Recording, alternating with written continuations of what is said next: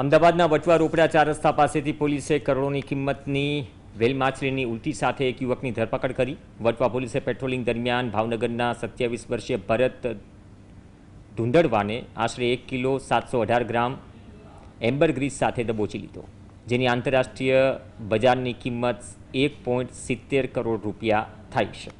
પોલીસની પ્રાથમિક પૂછપરછમાં જાણવા મળ્યું કે આ જથ્થો આરોપીને તેના મિત્ર ભરત બાંભણિયાએ અમદાવાદમાં ડિલિવર કરવા માટે આપ્યો હતો। જોકે અમદાવાદમાં કિંમતી જથ્થો કોણ ખરીદવાનું હતું અને આ નેટવર્ક પાછળ અન્ય કેટલા શખ્સો છે તે દિશામાં વટવા પોલીસે તપાસ શરૂ કરી। એમ્બરગ્રીસ મળી આવ્યું છે, જેની માર્કેટ કિંમત અંદાજે જોવા જઈએ તો 1 કરોડ 70 લાખ ઉપરની છે।